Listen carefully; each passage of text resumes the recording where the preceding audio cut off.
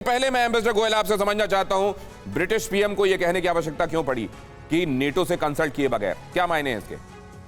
देखिए, ये जो आया है बयान प्राइम मिनिस्टर जॉनसन का, बोरिस जॉनसन का, इससे मेरे को बहुत हैरानी हुई है, क्योंकि अभी तक कोई ऐसी बात नहीं हुई है यूक्रेन में जिससे कि यूके को या किसी भी नेटो मेंबर को ये कहने का मौका लगे कि बिना नेटो की सहमति के वो एटॉमिक अटैक कर सकते हैं।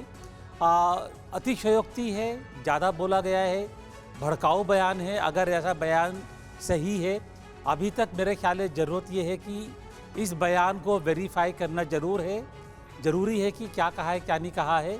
ये बड़ा भड़काऊ एक तरह से चीज़ें जिसकी बिल्कुल उम्मीद नहीं थी।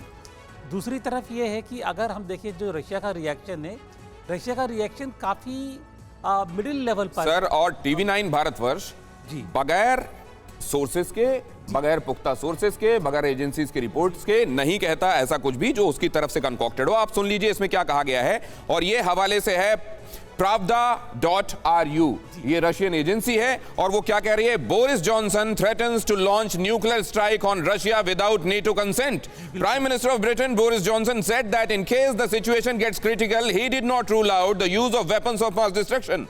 The prime minister unexpectedly announced that UK was considering launching a nuclear strike without coordination, its action in coordination with its action with other NATO partners. अब ये तो अपने आप में एकदम सीधा सीधा है सर। आपकी बात सही है, मैं भारतवर्ष के ऊपर सवाल नहीं उठा रहा हूं। नहीं सर, मैं आपसे नहीं, मैं अब यही जानना चाहता हूं कि अगर ये इतना सीधा सीधा कहा जा रहा है तो क्या ये जिम्मेदाराना है सर? जी, मैं सवाल सोर्सेज के ऊपर उठा रहा हूं जी, कि pravda का सोर्स है जिसके जरिए ये खबर आई है। ये तो अगर pravda ने रिपोर्ट किया है, एक pravda की रिपोर्ट के बारे में ज्यादा थोड़ा जरा देखने की जरूरत होगी। हो सकता है pravda अपनी तरफ से इस बात को भड़का करके आगे बढ़ा रहा है। ये पहली बात तो ये है, ठीक है। तो इसीलिए मैं कह रहा हूं कि प्राइम मिनिस्टर जॉनसन चाहे कितने भी गैर जिम्मेदार हों जी, लेकिन अगर ऐसी बात कहेंगे तो ये बहुत ज्यादा बढ़ जाती है। राइट जी। तो ये अगर उधर से कही गई, और इसका आप देख रहे हैं रोगोजिन जवाब भी दे रहे हैं। रोगोजिन जी, उनका जो लेवल है पॉलिटिकल लेवल नहीं है उनका जी, तो मैं उनकी बात को इतनी अहमियत नहीं दूंगा। उन्होंने जवाब दिया। हमको देखना है कि पॉलिटिकल लेवल पर उनके विदेश मंत्री और पुतिन क्या कहते हैं उसके बारे में, तब इसके बारे में कोई हम बात कर सकते हैं। लेकिन ये बात मुझको नहीं लगता है कि हमको इस चार्ज को, इस एलिगेशन को, एक्यूजेशन को ज्यादा सीरियसली लेना चाहिए। श्याम सर के पास भी हम चलेंगे। ये एक अहम बात कही जा रही है कि इस चार्ज को, इसको बहुत गंभीरता से नहीं लेना चाहिए, लेकिन इस दौर में इस तरह की कोई भी बात सामने आती है तो उसके मायने हैं। अब जरा ये अहम खबर देखिए और उसके बाद मैं आपको लोअर स्टूडियो में ले चलूंगा। यूक्रेन की सेना ने रशियन हेलीकॉप्टर को मार गिराया। जमीन पर गिरने से पहले 12 मिनट तक हवा में रहा हेलीकॉप्टर। लगातार फ्लेयर्स लॉन्च करता रहा हेलीकॉप्टर। लगातार ये फ्लेयर्स लॉन्च होती रही, और यहां पर आप देख रहे हैं इन तस्वीरों में ये क्या हो रहा है। और यहां पर आप ये भी देख रहे हैं कि एग्रेशन अब उधर मारियोपोल से आगे ओडिशा की तरफ भी बढ़ता दिखाई दे रहा है। मतलब ये कि कई ऑब्जेक्टिव्स जो दुनिया समझने की कोशिश कर रही है कि एक्चुअली रूस क्या चाह रहा है, उसमें हर दिन एक सरप्राइज एलिमेंट भी है। और लोगों को ये, जब तक लोग ये समझते हैं कि शायद रशियन ऑब्जेक्टिव ये है, तब तक एक और फ्रंट खुला हुआ होता है, और बहुत सारे लोग अपने इस नजरिए को रिवाइज करने में लगे हुए होते हैं। ये अहम खबर आपके सामने एक बार फिर से। यूक्रेन की सेना ने रशियन हेलीकॉप्टर को मार गिराया।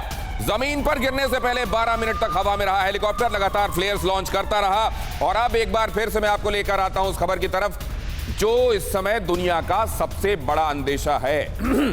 बड़ी अथॉरिटीज की तरफ से एक के बाद दूसरे आते ये बयान कि क्या एटॉमिक हथियारों का इस्तेमाल इस तनाव के बीच में किया जा सकता है। अभी तक ये कन्वेंशनल चल रहा है। कन्वेंशनल में भी हर दिन एक नए तरह का कोई हथियार हम देखते हैं, किसी नए तरह की हमले के बारे में बात हो रही होती है, किसी नए टारगेट के बारे में बात हो रही होती है। क्या यह चीजें यहां से एस्केलेट होती हुई दिखाई दे रही हैं, और क्या यहां से वो जिनको वेपन ऑफ डेटरेंस कहा जाता रहा है उस तरफ दुनिया जाती जा रही है? ये एक और अहम खबर आपके सामने।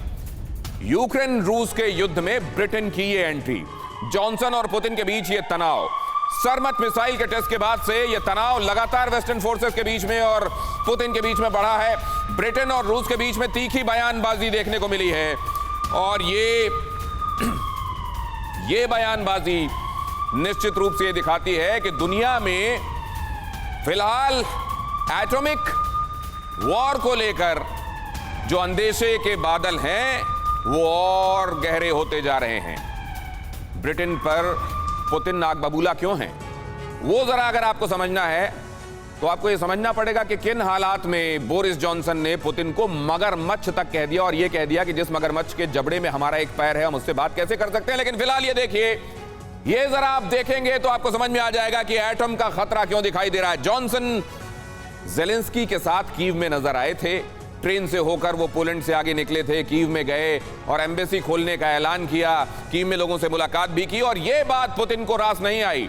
रूस के खिलाफ मोर्चा खोला उन्होंने, यूक्रेन को हथियार देने की वकालत की और आप जानते हैं कि जो स्टार स्ट्रीक मिसाइल है और मैन पैड्स जो खास तौर से रशियन हेलीकॉप्टर्स और रशियन एयरक्राफ्ट्स को मारने का काम जो करते रहे हैं वो ब्रिटेन की तरफ से मुहैया कराए गए हैं। और अब क्या हो रहा है, अब सीधे सीधे रूस को परमाणु हमले तक की धमकी दी जा रही है और यह कहा जा रहा है कि नेटो के कंसल्ट किए बगैर हम ऐसा कर देंगे।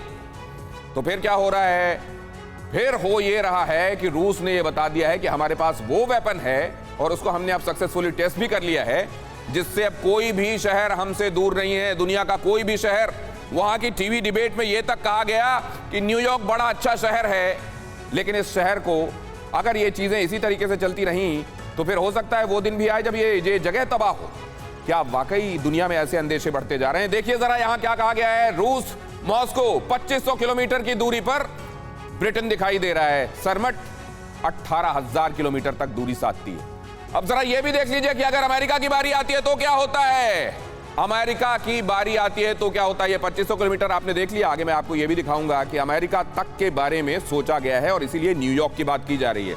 आगे मैं आपको बताऊंगा वो, लेकिन फिलहाल शिवाज सर को और मोहन सर को मैं यहां बुलाऊंगा। सर यहां है, इस बैकड्रॉप पर इस इंफॉर्मेशन के साथ आपके साथ मैं चर्चा करना चाहता हूं।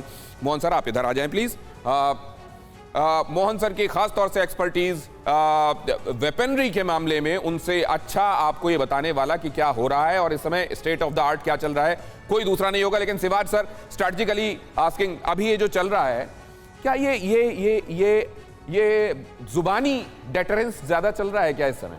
देखो बिल्कुल दिनेश, इसको समझना पड़ेगा किस कंटेक्स्ट में उन्होंने बोला है। उन्होंने पहले बोला है जो बोरिस जॉनसन ने, अगर रशिया हथियार यूज करता है, न्यूक्लियर हथियार, तो उसकी जो सेकंड स्ट्राइक कैपेबिलिटी है वो हम नेटो के बगैर पूछे हम डायरेक्ट अटैक कर देंगे।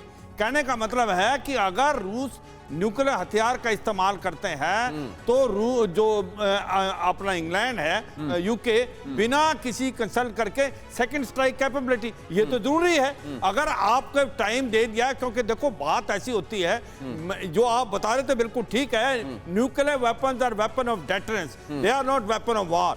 मगर अगर यूज हो जाते हैं तो दूसरा भी इमीडिएटली यूज करेगा, क्योंकि उसको होता है म्यूचुअल अश्योर्ड डिस्ट्रक्शन। तो वो उसकी बात नहीं सर, तो ये आपने कैसे निहितार्थ निकाला?